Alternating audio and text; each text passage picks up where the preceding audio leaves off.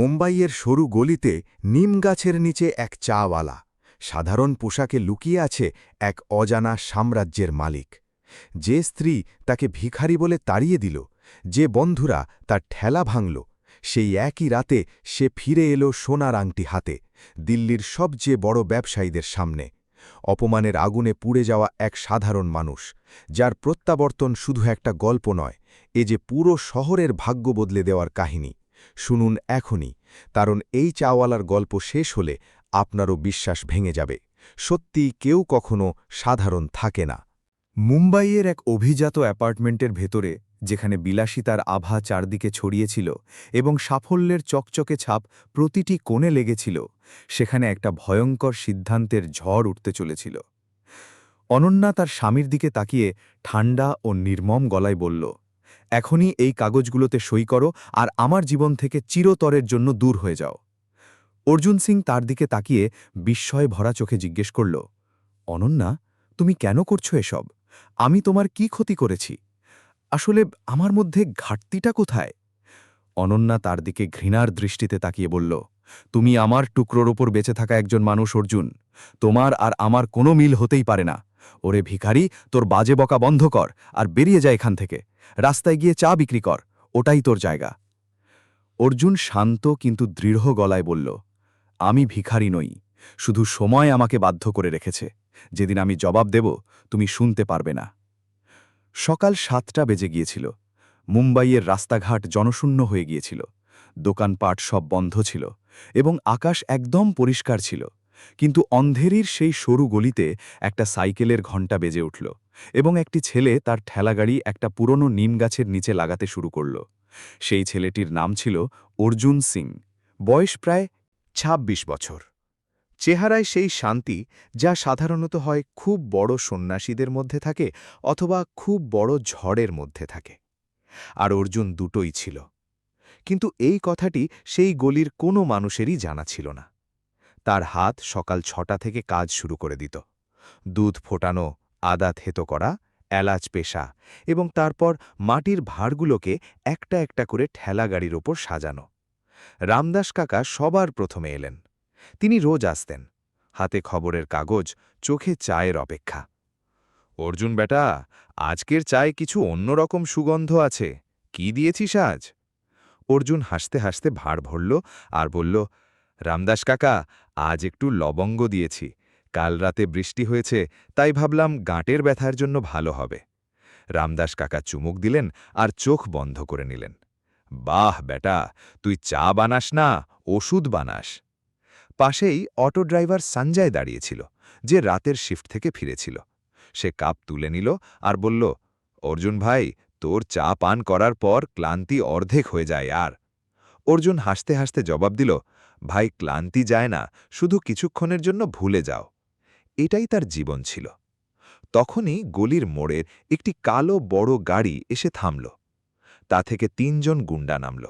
জামাকাপড় দামি ছিল, জুতো চকচক করছিল এবং তাদের চেহারায় সেই বিশেষ ধরনের দম্ভ ছিল, যা টাকা দিয়ে নয়, বরং কোনো বড় মানুষের ছায়ায় বাঁচার কারণে আসে। তাদের মধ্যে একজন এগিয়ে এলো আর জোরে বলল, সরে যাও সবাই এখান থেকে। এই জায়গা আজ থেকে আমাদের সাহেবের, এখানে গাড়ি দাঁড় করানো হবে। রামদাস কাকা চুপচাপ উঠে একপাশে হয়ে গেলেন। সঞ্জয় কাপ রেখে দিল আর পিছনে সরে গেল। বাকি লোকেরাও ধীরে ধীরে সরে গেল, কিন্তু অর্জুন সরল না। সে ওখানেই দাঁড়িয়ে রইল, চা নাড়াতে লাগল, যেন কিছুই হয়নি। সেই ছেলেটি অর্জুনকে ওপর থেকে নিচ পর্যন্ত দেখল এবং তারপর একটু কাছে এসে বলল, এই চাওয়ালা, শুনতে পাসনি? এখান থেকে সরে যা, আমাদের সাহেবের এলাকা এটা। অর্জুন তার থেকে তাকাল, একেবারে শান্ত চোখে, এবং ধীরে ধীরে বলল, ভাই, এই জায়গা পৌর নিগমের, কোনো একজন মানুষের জমিদারি নয়। সেই ছেলেটি এক মুহূর্তের জন্য ঝুঁকে পড়ল, তারপর হাসল। আবে, তুই চিনিস না আমাদের সাহেবকে? করণ মেহতা সাহেবের নাম শুনেছিস? অর্জুন এক মুহূর্ত থেমে বলল, নাম শুনেছি, আর জানার দরকার নেই। সেই ছেলেটি রেগে আগুন হয়ে গেল। দেখ চাওয়ালা, বেশি চালাকি দেখালে খুব চরম মূল্য চোকাতে হবে। অর্জুন চা নাড়তে নাড়তে তার দিকে না তাকিয়েই বলল, করণ মেহতা সাহেবকে বলো পৌর নিগম থেকে কাগজ নিয়ে আসতে, তারপর কথা বলবো। সেই ছেলেটি আরও কিছু বলতে যাচ্ছিল, তখনই তার সঙ্গী রাগে ঠেলাগাড়িটিকে একপাশে ধাক্কা মারল। কিছু কাপ নিচে পড়ল আর ভেঙে গেল। পরের বার এই ঠেলাগাড়ি এখানে দেখলে পুরোটা তুলে ফেলে দেব। সে গর্জন করে উঠল এবং তিনজনই আবার গাড়িতে বসে চলে গেল। রামদাস কাকা দৌড়াতে দৌড়াতে এলেন। অর্জুন বেটা, এরা করণ মেহতার লোক, এদের সাথে জড়াস না। অর্জুন ভাঙা ভাড়গুলো কুড়োতে কুড়োতে ধীরে ধীরে বলল, রামদাস কাকা, যে মানুষ সকাল সকাল কোনো গরিবের রুটি ছিনিয়ে নিতে বেরোয় তাকে আমার ভয় লাগে না। সন্ধ্যায় যখন অর্জুন ঠেলাগাড়ি গোটাচ্ছিল তখন গলিতে আরও একটি গাড়ি এসে থামল। এবারের লোকটি আগের ছেলেগুলোর থেকে আলাদা ছিল, বেশি বড়, বেশি বিপজ্জনক। এ হল বিকাশ, বিকাশ মেহতার ম্যানেজার, যার আগে পিছে সব সময় ৪-৫ জন লোক থাকত। এই চাওয়ালা, অর্জুন ফিরে তাকাল। তুই সেই লোক যে আজ সকালে আমাদের লোকেদের সাথে বেয়াদবি করেছিলি? অর্জুন শান্ত গলায় বলল, আমি আমার অধিকার চেয়েছিলাম, সেটাকে বেয়াদবি বললে ঠিক আছে। বিকাশ এগিয়ে এলো এবং একেবারে অর্জুনের কাছে এসে বলল, শোন, মেহতা গ্রুপের নাম শুনেছিস? অর্জুন বলল, শুনেছি। বিকাশ এগিয়ে বলল, তাহলে বুঝে নে, এই গলিতে কাল থেকে তোর ঠেলাগাড়ি চলবে না। অর্জুন তার ঠেলাগাড়ি বাড়তে বাড়তে বিকাশের দিকে না তাকিয়েই বলল, বিকাশজি, একটা কথা জিজ্ঞেস করব? বিকাশ চমকে উঠল, তুই আমার নাম কিভাবে জানলি? অর্জুন তার দিকে তাকাল এবং শান্ত গলায় বলল, জানা থাকে। যেমন এটাও জানা আছে যে ৩ বছর আগে সেক্টর ১২র জমির ব্যাপারে তোমার কাছে কতগুলো কাগজ ছিল। বিকাশের চেহারা এক মুহূর্তের জন্য থমকে গেল। তার চোখে কিছু একটা কেঁপে উঠল। কি আজে বাজে বকছিস তুই? অর্জুন সাইকেল তুলে নিল আর বলল, আজে বাজে বকছি না, শুধু মনে করিয়ে দিচ্ছি, কাল থেকে ঠেলাগাড়ি এখানেই বসবে। যা করার করে নাও। সেই রাতে অর্জুন তার ছোট্ট ভাড়ার ঘরে বসেছিল। একটা চারপাই, একটা পুরনো টেবিল এবং দেওয়ালে একটা ছবি যা তার মায়ের ছিল। ঘরে আর কিছুই ছিল না, শুধু সেই টেবিলের ওপর একটা ল্যাপটপ ছিল যা নতুন ছিল এবং যার মধ্যে যে তথ্য ছিল তা কোনো বড় কোম্পানির সিইওকেও অবাক করে দেবে। সে স্ক্রিনে কিছু দেখল এবং তারপর ফোন তুলল, নম্বর ডায়াল করল। অন্য দিক থেকে আওয়াজ এলো, হ্যাঁ স্যার, বলুন। এ হলো মেহেক। অর্জুন বলল, মেহেক, আজ করণ মেহতার লোক ঠেলাগাড়ির জায়গা থেকে সরাতে এসেছিল। মেহেক কিছুক্ষণ চুপ থেকে জিজ্ঞেস করল, স্যার, আপনার কি মনে হচ্ছে এর পেছনে অন্ধেরি প্রজেক্টের হাত আছে? অর্জুন বলল, হ্যাঁ, ওদের জমি চাই, কিন্তু মেহেক, এখন কিছুই করতে হবে না, শুধু একটু নজর রাখো। জি স্যার। অর্জুন ফোন রেখে দিল। তারপর কিছুক্ষণ চুপ থাকল আর তারপর ধীরে ধীরে বলল, আগরওয়াল গ্রুপের পার্টি কবে? পরশু রাতে স্যার। আপনি কি যাবেন? দেখি। স্যার, একটা কথা জিজ্ঞেস করব? অর্জুন বলল, জিজ্ঞেস করো। আপনি আর কতদিন এসব করতে থাকবেন? মানে, চায়ের ঠেলাগাড়ি, এই ছোট্ট জীবন। এশা ম্যাম তো জানেনই না যে আপনি কে। অর্জুন একটা দীর্ঘশ্বাস নিল আর বলল, মেহেক, এশার কথা কাল হবে। এবং ফোন বন্ধ হয়ে গেল। কিন্তু রাতে তার চোখ বন্ধ হল না। এশা, সেই নাম যা তার বুকে একটা গোলাপের মতো ছিল। এশা অর্জুনের স্ত্রী, মেহরা পরিবারের বুদ্ধিমতী মেয়ে, যার চোখে স্বপ্ন ছিল, যার পা সবসময় সামনের দিকে এগিয়ে চলত। অর্জুন তাকে ভালোবাসত, সত্যিকালের ভালোবাসা। এবং এশা অর্জুনকে একজন সাধারণ ছেলে মনে করে এই জন্যেই আপন করে নিয়েছিল, কারণ তার দাদাজি রণবীর সিং মেহরা বলেছিলেন। কিন্তু যেমন যেমন এশার উন্নতি হল, তার আর অর্জুনের মাঝে একটা দেওয়াল খাড়া হয়ে গেল। সেই দেওয়াল এখন এতটাই উঁচু ছিল যে অর্জুনের মনে হচ্ছিল হয়তো এবার আর ভাঙা যাবে না। পরের দিন খুব সকালে অর্জুন ওঠেওনি, তখন এশার ফোন এলো, অর্জুন, আজ সন্ধ্যায় বাড়িতে এসো, কিছু জরুরি কথা বলার আছে। অর্জুন শুধু এতটুকুই বলল, ঠিক আছে। এশার গলায় এক অদ্ভুত শীতলতা ছিল যা আগে কখনো ছিল না। আর এশা বলল যে আমার বন্ধু নয়নাও থাকবে। অর্জুনের হাত এক মুহূর্তের জন্য থমকে গেল এবং সে ভাবতে লাগল যে আসলে এমন কি জরুরি কথা আছে। নয়না এশার সবচেয়ে কাছের বন্ধু, যার মুখে কখনো অর্জুনের জন্য একটা ভালো কথা আসেনি। এশা ঠিক আছে বলল এবং ফোন রেখে দিল। নিজের ঠেলাগাড়ির কাজ তাড়াতাড়ি শেষ করার পর সন্ধ্যায় অর্জুন এশার বাড়ি পৌঁছল। দরজা খোলা ছিল, ভেতর থেকে আওয়াজ আসছিল। সে ভেতরে গেল। ড্রয়িং রুমে এশা ছিল আর তার পাশে নয়না বসেছিল, হাতে কিছু কাগজ নিয়ে। অর্জুনকে দেখেই নয়না উঠল আর সোজা তার সামনে এসে বলল, অর্জুন, এই নাও। সে কাগজগুলো এগিয়ে দিল। অর্জুন হাতে নিল আর দেখল ডিভোর্সের কাগজ। ঘরে নিস্তব্ধতা ছেয়ে গেল। অর্জুন কাগজগুলো ধীরে ধীরে টেবিলের ওপর রাখল আর এশার দিকে তাকাল। এশা, এসব কি? এশা তার চোখ থেকে নজর সরিয়ে নিয়ে বলল, অর্জুন, আমার মনে হয় আমাদের আলাদা হয়ে যাওয়াই ঠিক। অর্জুন এক মুহূর্ত থেমে জিজ্ঞেস করল, এটা তুমি বলছো নাকি ও বলছে? আর সে নয়নার দিকে ইশারা করল। নয়না সঙ্গে সঙ্গে জবাব দিল, এশা নিজেই বলছে। আর সত্যিটা হলো অর্জুন, যে তুমি এশার জন্য কখনো কিছুই করনি।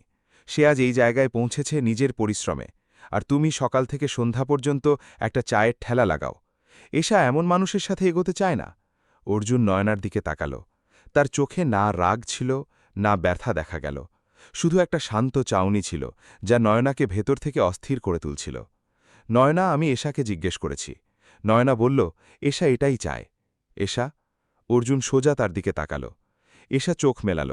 এক মুহূর্তের জন্য কিছু একটা কাঁপল তার চেহারায়, কিন্তু তারপর সে শক্ত হয়ে গেল। অর্জুন, তুমি একবারে বুঝতে পারো না? নহনা একদম ঠিক বলছে। আমার জীবন এখন বিলাসবহুল হয়ে গেছে, আমার ব্যবসা বাড়ছে, আর তুমি ওখানেই আছো যেখানে প্রথম দিন ছিলে। অর্জুন একটা দীর্ঘশ্বাস নিল, তারপর খুব ধীরে ধীরে বলল, এশা, এটা কি শুধুই তোমার সিদ্ধান্ত? এশার চোখ এক মুহূর্তের জন্য নড়ে উঠল। নয়না মাঝখানে বলল, অর্জুন থামো, সই করো আর যাও।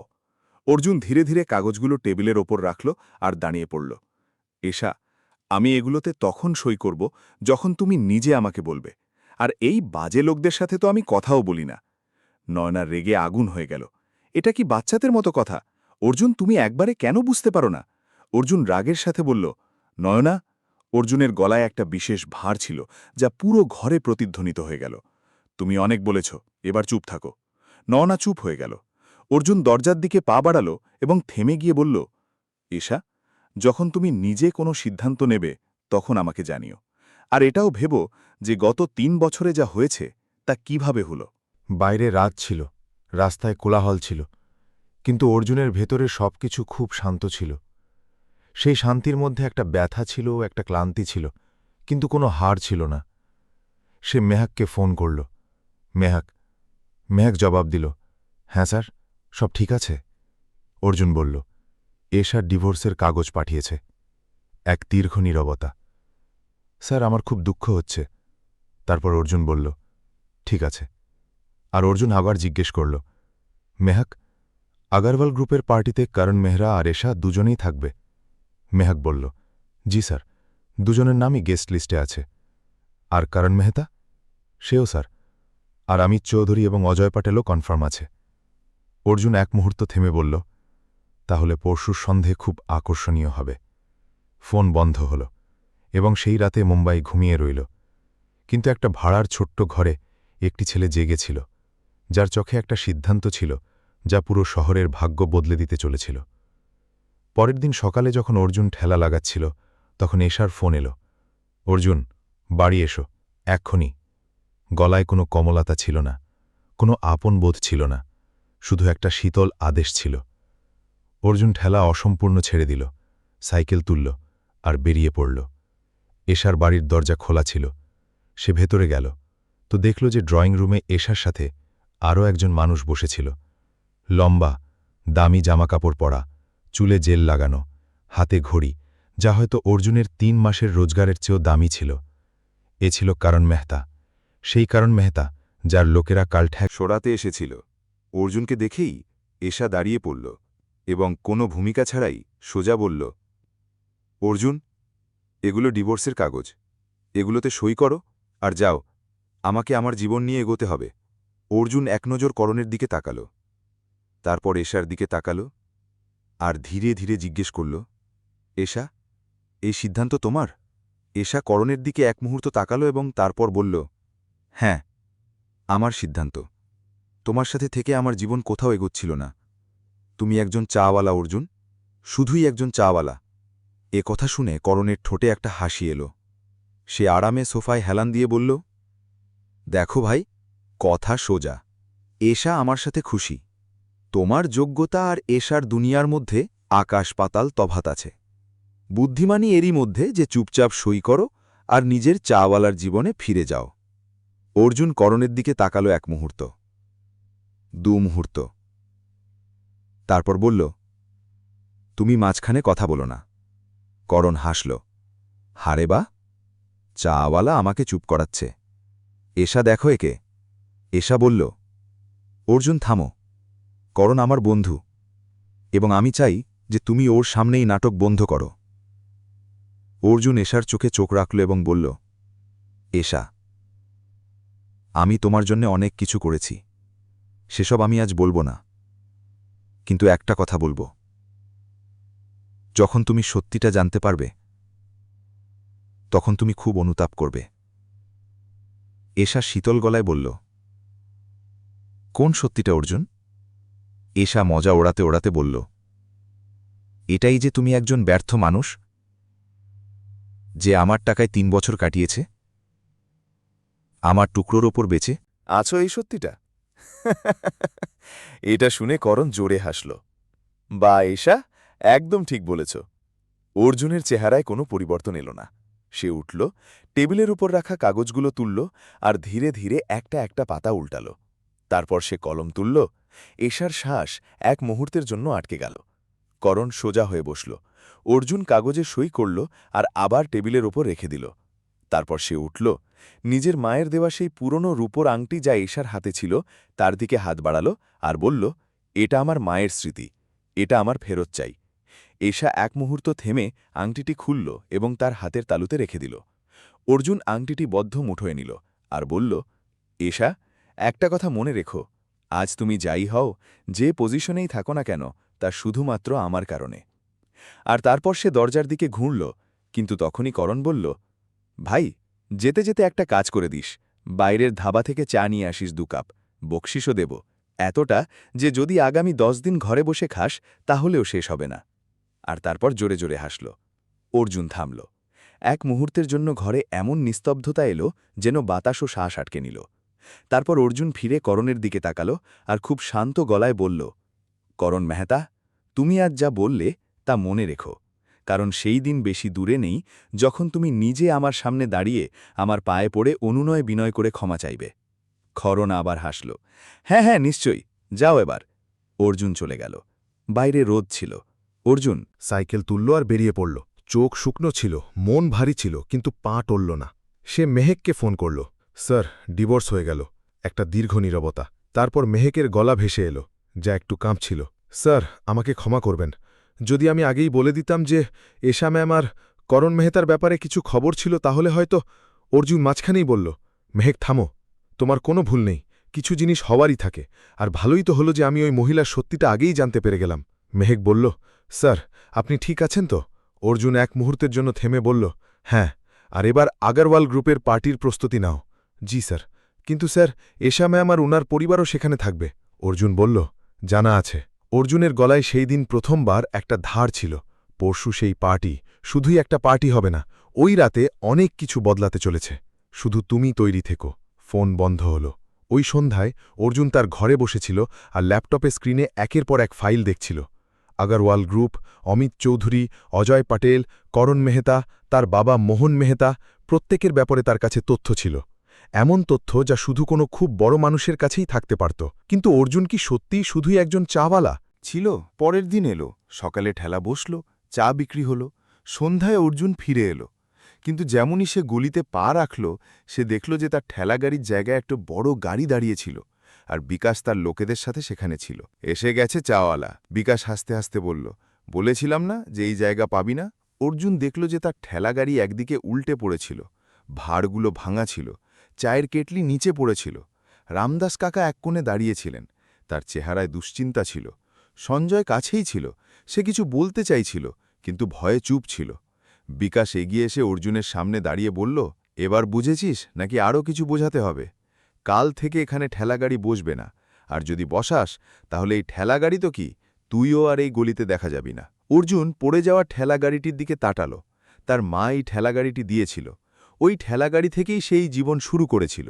এক মুহূর্তের জন্য তার মুঠো শক্ত হয়ে গেল।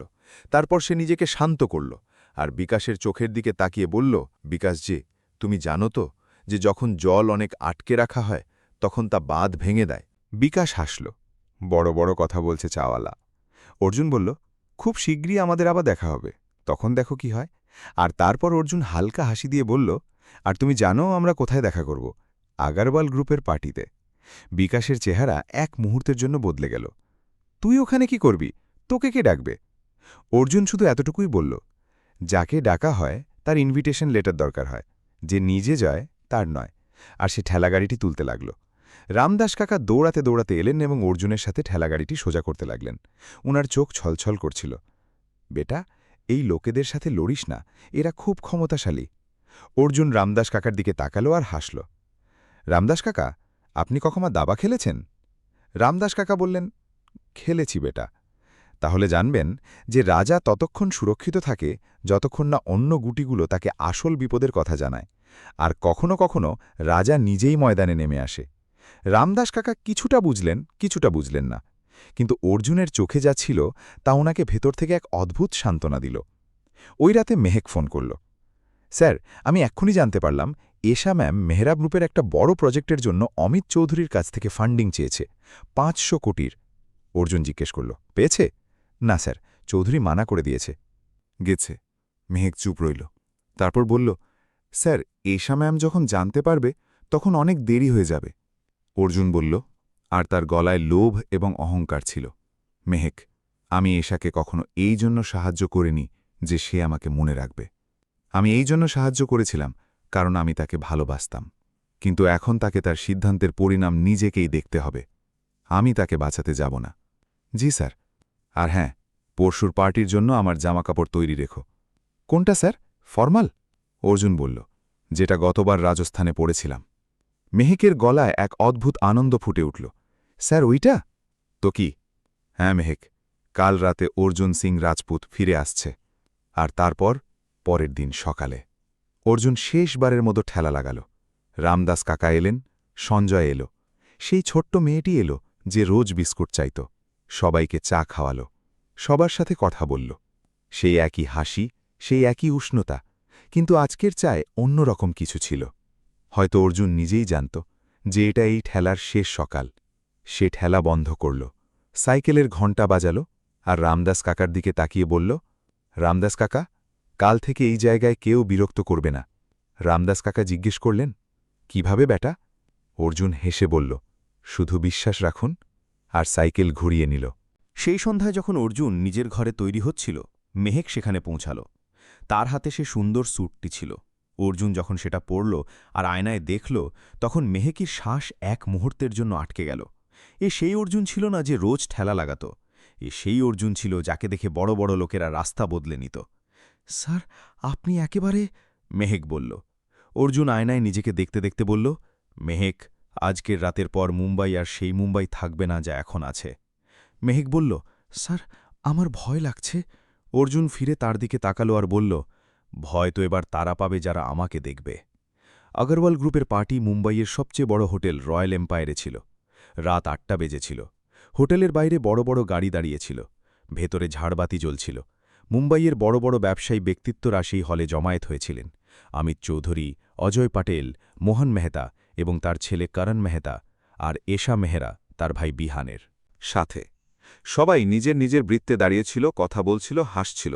আর সেই সবার ওপর আগরওয়াল গ্রুপের মালিক বিক্রম আগরওয়ালের নজর ঘুরছিল, যিনি হলের এক কোণে দাঁড়িয়েছিলেন এবং যার চেহারায় এক অদ্ভুত অস্থিরতা ছিল। তার পাশে তার সহকারী রমেশ দাঁড়িয়েছিল। রমেশ ধীরে করে জিজ্ঞেস করল, স্যার, তিনি এখনও এলেন না? বিক্রম আগরওয়াল বললেন, কিন্তু আসবেন নিশ্চয়ই। আর যখন আসবেন তখন এই ঘরে যে লোকেরা আছে তাদের মধ্যে কয়েকজনের জীবন চিরতরের জন্য বদলে যাবে। অন্যদিকে এশা করণের সাথে দাঁড়িয়েছিল। করণ তার কানের কাছে ঝুঁকে বলল, এশা, আজকের রাতের পর মেহরা গ্রুপ আর মেহতা গ্রুপ মিলে মুম্বাইয়ের সবচেয়ে বড় নাম হয়ে উঠবে। আগরওয়াল সাহেব আমার বাবার পুরনো বন্ধু, এই ডিল পাকা। এশা হাসতে হাসতে বলল, সত্যি? করণ বলল, একদম। আর ওই চাওয়ালাকে দেখো, যে ভাবত সে কিছু একটা, আজ ও কোথায় আর তুমি কোথায় আছো?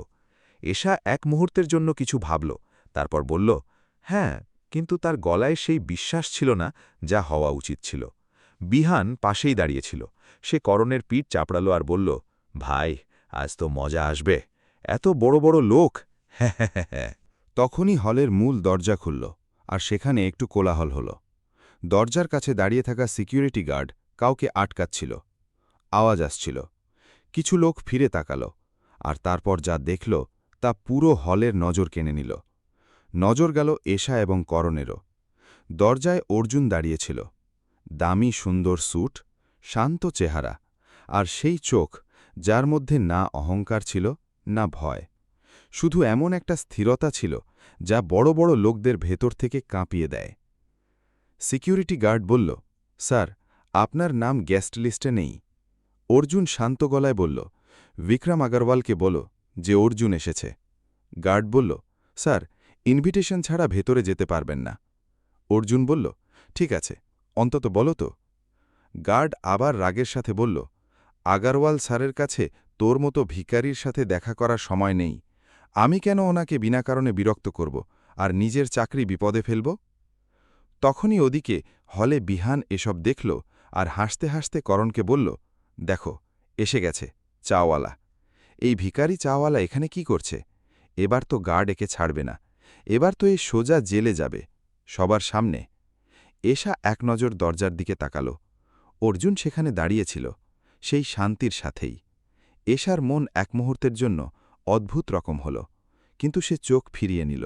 তখনই বিক্রম আগরওয়ালের সহকারী রমেশের ফোনে একটা মেসেজ এলো। রমেশ সেটা পড়ল আর সাথে সাথে বিক্রম আগরওয়ালের কানে কিছু বলল। বিক্রম আগরওয়ালের চেহারা বদলাল। তিনি দ্রুত পায়ে দরজার দিকে চললেন।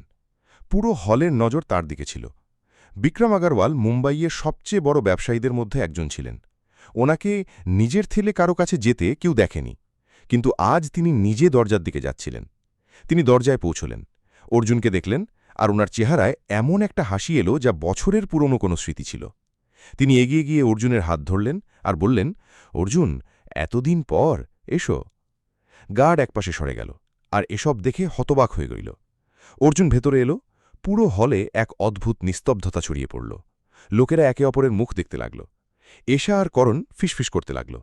এশা বলল যে, আগরওয়াল স্যার এই ভিখারিকে ভেতরে কেন আনছেন? অমিত চৌধুরী, যিনি এতক্ষণ হাসছিলেন, ওনার হাসি থেমে গেল। অজয় প্যাটেল তার সঙ্গীকে আস্তে করে জিজ্ঞেস করলেন, এ কে? মোহন মেহতার চোখ কুচকে গেল। বিহানের মুখ থেকে বেরোল, এটা কি হয়ে গেল? আর করণের চেহারা এক মুহূর্তের জন্যে ফ্যাকাশে হয়ে গেল। এশা দেখল যে বিক্রম আগরওয়াল অর্জুনকে নিজের সাথে নিয়ে হলের মাঝখানে আসছেন। সে বুঝতে পারল না। সে বিহানকে জিজ্ঞেস করল, এটা কি? বিহান বলল, জানি না, কিন্তু আগরওয়াল সাহেব নিজে দরজা পর্যন্ত গেলেন, সেটাও এই গরিবের জন্য। এটা অদ্ভুত। বিক্রম আগরওয়াল অর্জুনকে নিজের পাশে সেই শাহী চেয়ারে বসালেন, যা গত 5 বছর ধরে খালি ছিল।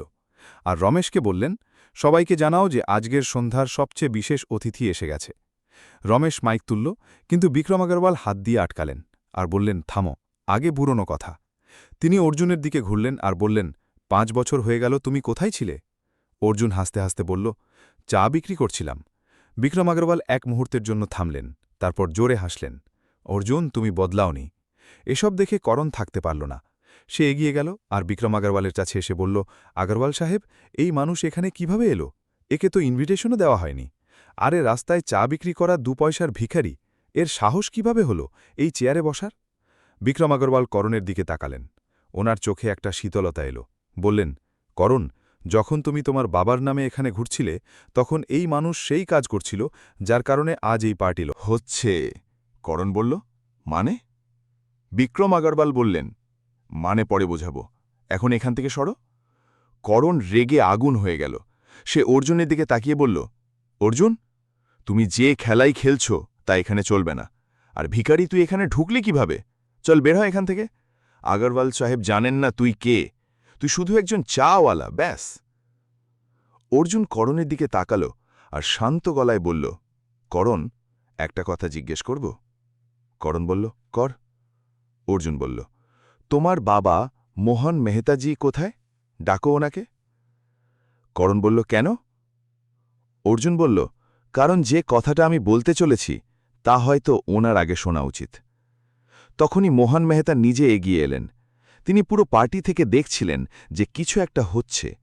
মোহন মেহতার চেহারা দেখে অর্জুন বুঝতে পারল যে মোহন জানেন। তিনি অর্জুনকে চিনতেন। তিনি কাছে এসে ধীরে করে বললেন, অর্জুন বেটা, এসব কি এখানে জরুরি?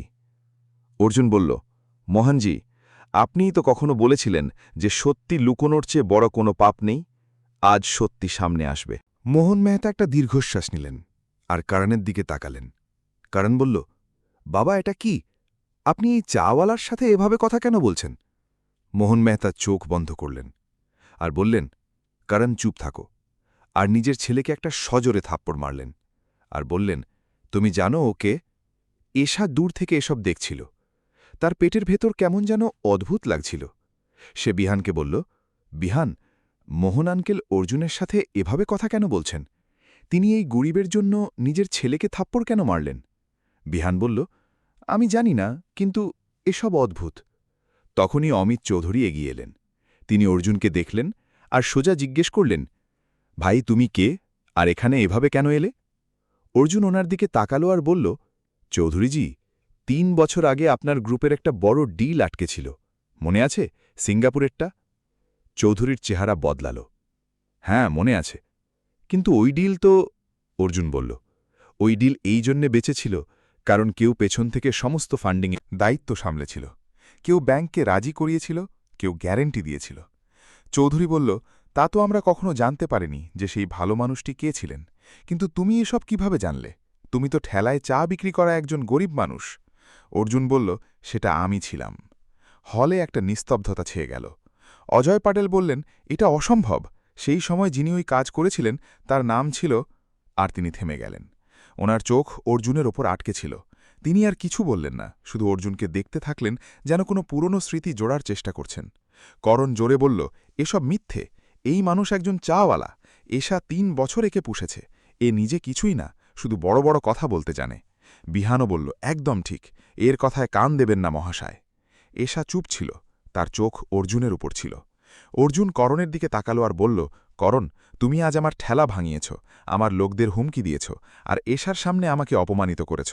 আমি তখন কিছু বলিনি, কিন্তু এবার একটা কথা শোনো, তোমার বাবার যে কোম্পানি আজ মুম্বাইয়ে চলছে তার ভিত্তিতে একটা টাকা আছে যা আজ থেকে ৪ বছর আগে এসেছিল, এমন এক মানুষের কাছ থেকে যাকে তুমি চাওয়ালা বলো।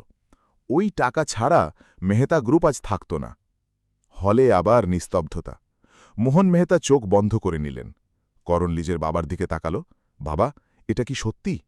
মোহন মেহতা কিছুই বললেন না, ওনার নীরবতাই জবাব ছিল। করণ বলল, বাবা বলুন। মোহন মেহতা ধীরে করে বললেন, করণ, চুপ থাকো। আর ওনার গলায় সেই ভার ছিল যা বাবার রাগে থাকে, সেই রাগ যা নিজের ছেলের বোকামির ওপর হয়। এশার পায়ের নিচ থেকে মাটি কিছুটা সরে গেল। সে বিহানের দিকে তাকাল। বিহান ধীরে করে বলল, এটা কি হচ্ছে? এশা বলল, আমি জানি না। তখনই বিক্রম আগারওয়াল দাঁড়িয়ে সবার দিকে তাকালেন আর বললেন, বন্ধুরা, আজকের সন্ধ্যায় একটা কথা সবাইকে জানানো জরুরি। যে মানুষ গত ৩ বছর ধরে এই শহরে একটা সাধারণ জীবনযাপন করছিল, যাকে কিছু মানুষ তুচ্ছ ভেবেছিল, সেই মানুষ আসলে। আর তিনি থেমে গেলেন। তিনি অর্জুনের দিকে তাকালেন। অর্জুন, তুমি নিজেই বলো। অর্জুন উঠল। সে এক নজর পুরো হলের দিকে তাকাল। অমিত চৌধুরী, অজয় পাটেল, মোহন মেহতা, করণ, বিহান আর এশা সবাই তার দিকে তাকিয়েছিল। অর্জুন নিজের পকেট থেকে একটা ছোট্ট জিনিস বের করল, একটি সোনার আংটি, যার ওপর একটা বিশেষ চিহ্ন ছিল। যারা ওই চিহ্নটিকে চিনতে পারত তাদের চেহারা ফ্যাকাশে হয়ে গেল।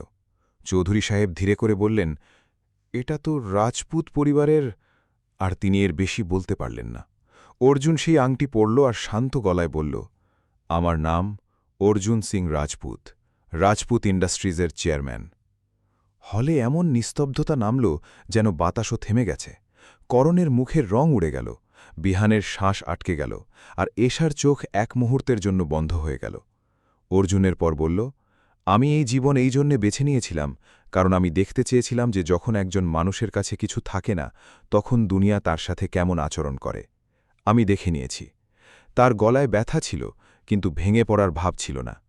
কিছু মানুষ আমাকে চাওয়ালা বলেছে, কেউ বলেছে যে আমার কোনো যোগ্যতা নেই, কেউ আমার ঠেলা ভেঙে দিয়েছে, আর কেউ আমাকে ছেড়ে দিয়েছে কারণ আমার কাছে গাড়ি আর বাংলো ছিল না। সে এক মুহূর্তের জন্য এশার দিকে তাকাল, শুধুই এক মুহূর্ত, তারপর চোখ সরিয়ে নিল। করণ তোতলাতে তোতলাতে বলল, অর্জুন, আমাকে ক্ষমা। অর্জুন বলল, করণ থামো। আর তার গলায় সেই ভার ছিল যার সামনে করণ চুপ হয়ে গেল। অর্জুন বিক্রম আগারওয়ালের দিকে তাকিয়ে বলল, আগারওয়াল সাহেব, এবার সেই ডিলের কথা বলা যাক যার জন্য আজ এই পার্টি হচ্ছে। বিক্রম আগারওয়াল হাসতে হাসতে বললেন, হ্যাঁ অর্জুন, এবার কথা বলি। আর সেই মুহূর্তে পুরো হল বুঝতে পারল যে আজকের সন্ধ্যা কার জন্য ছিল। এই পার্টি আগারওয়াল গ্রুপে ছিল না, এটা অর্জুন সিং রাজপুতের প্রত্যাবর্তন ছিল। আর মুম্বাইয়ের সবচেয়ে বড় লোকেরা সেই চাওয়ালার সামনে দাঁড়িয়েছিল, যে আসলে এই শহরের সবচেয়ে বড় কোম্পানির মালিক ছিল। হলে ছড়িয়ে পড়া নিস্তব্ধতা এতটাই গভীর ছিল যে অর্জুনের ঘড়ির টিকটিক শব্দও পরিষ্কার শোনা যাচ্ছিল। এশার হাত কাঁপছিল, আর তার মস্তিষ্কে গত ৩ বছরের প্রতিটি সেই দৃশ্য ঘুরপাক খাচ্ছিল যেখানে সে অর্জুনকে নিচু দেখিয়েছিল। বিহান হতভম্ব হয়ে গিয়েছিল, আর করণ মেহতার চোখের সামনে অন্ধকার নেমে এসেছিল, কারণ যে মানুষকে সে বকশিস দেওয়ার কথা বলেছিল আর তার এত অপমান করেছিল, সে আজ তার পুরো উত্তরাধিকারকে এক ঝটকায় কিনে নেওয়ার ক্ষমতা রাখত। অর্জুন নিজের চোখে সার ওপর স্থির করল, যে মূর্তির মতো দাঁড়িয়েছিল, আর তারপর ধীরে করে হাসল। কিন্তু সেই হাসিতে কোনো জয়ের উল্লাস ছিল না, বরং এক গভীর আক্ষেপ ছিল। বিক্রম আগারওয়াল নিজের জায়গা থেকে উঠে অর্জুনের কাঁধে হাত রাখলেন আর মেঘ গর্জনের মতো বলায় বললেন যে, বন্ধুরা, আজকের এই সন্ধে শুধুই একটা উদযাপন নয়, বরং একটা শিক্ষা। তিনি জানালেন যে ৫ বছর আগে যখন রাজপুত ডাইনেস্টির উত্তরাধিকারী স্বেচ্ছায় বেনামি জীবন বেছে নিয়েছিল, তখন সবার মনে হয়েছিল যে ওই সাম্রাজ্য ভেঙে পড়বে। কিন্তু অর্জুন নিজের পরিশ্রমে পর্দার আড়ালে থেকে তাকে আরও বিশাল করে তুলেছে। বিক্রম আগারওয়াল খোলসা করলেন যে শহরের যে ৩টে বড় প্রজেক্টের জন্য কারেন মেহতা আর ঈশা মেহরা আজ এখানে এসছে, তাদের সবকটির আসল বিনিয়োগকারী আর সাইলেন্ট পার্টনার অন্য কেউ নয়, বরং অর্জুন সিং রাজপুত। এ কথা শুনতেই অমিত চৌধুরী আর অজয় পাটিলের ঘাম ছুটে গেল, কারণ তারা অর্জুনের ঠেলা সরানোর ষড়যন্ত্রে মোহন মেহতার সাথ দিয়েছিল। অর্জুন মঞ্চের দিকে এগিয়ে গেল আর মাইক হাতে নিল। তখন তার গলা পুরো হলে কোনো প্রতিধ্বনিত বজ্রপাতের মতো শোনা গেল। সে বলল যে আজ এখানে দাঁড়িয়ে আমাকে আমার সম্পদের প্রদর্শন করতে হবে না, বরং আমাকে এটা দেখতে হবে যে মুম্বাইয়ের এই বড় পরিবারগুলোতে এমন কেউ আছে কি যে মানবতাকে সম্পদের চেয়ে উঁচুতে রাখে। সে করণের দিকে ইশারা করে বলল যে, করণ, তুমি বলেছিলে যে আমি একজন চাওয়ালা আর আমার যোগ্যতা তোমার জুতোর সমানও নয়, কিন্তু আজ তোমার বাবার মেহতা গ্রুপ সেই চাওয়ালার দয়ার উপর টিকে আছে। মোহন মেহতা নিজের মাথা ঝুঁকিয়ে নিলেন আর নিজের ছেলে করণকে সজোরে একটা চড় কষিয়ে দিলেন, যা দেখে পুরো আসর স্তব্ধ হয়ে রইল। মোহন মেহতা হাত জোড় করে অর্জুনকে বললেন যে, স্যার, আমাকে ক্ষমা করে দিন, আমি আমার ছেলেকে সঠিক সংস্কার দিইনি, কিন্তু আমার কোম্পানিকে ধ্বংস করবেন না। অর্জুন খুব ঠান্ডা সুরে বলল যে, মোহনজি, ব্যবসায় আবেগের কোনো জায়গা থাকে না, আর যেভাবে আপনার ছেলে আমার সম্মান গুড়িয়ে দিয়েছে তার মূল্য তো আপনাকে চোকাতেই হবে। সে মেহককে ইশারা করল, যে সঙ্গে সঙ্গে হাতে একটা ট্যাবলেট নিয়ে সামনে এলো, আর অর্জুন ঘোষণা করল যে আজ রাত থেকে মেহতা গ্রুপের 40% শেয়ার রাজপুত ডাইনেস্টির কাছে থাকবে, আর করণ মেহতাকে কোম্পানির প্রতিটি পদ থেকে বরখাস্ত করা হচ্ছে। করণ হাঁটুর ওপর পড়ে গেল আর কাঁদতে লাগল, কিন্তু অর্জুনের চোখে তার জন্য কোনো দয়া ছিল না। এবার অর্জুনের নজর এশার ওপর ছিল, যে তার মা শালিনী আর বান্ধবী নয়নার পেছনে লুকোনোর চেষ্টা করছিল। নয়না যে এতক্ষণ অর্জুনকে ভিখারি বলছিল, সে হঠাৎ নিজের গলা বদলাল আর চাটুকারিতা করতে করতে বলল যে, অর্জুনজি, আমরা জানতাম যে আপনি কোনো সাধারণ মানুষ নন, ওটা তো শুধুই একটা মজা ছিল। অর্জুন নয়নার দিকে তাকালো আর বলল যে, নয়না, তোমার জিভ খুব তেতো, আর আজ ওই মুখের ভাষার জন্যই মেহরা পরিবারকে এই দিন দেখতে হচ্ছে। এশা সামনে এলো আর সে অর্জুনের হাত ধরার চেষ্টা করল, কিন্তু অর্জুন নিজের হাত পেছনে টেনে নিল। এশা কাঁদতে কাঁদতে বলল যে, অর্জুন, আমাকে একটা সুযোগ দাও, আমি সত্যিই জানতাম না যে তুমি কে, আমার মনে হয়েছিল যে তুমি নিজের জীবন নষ্ট করছ।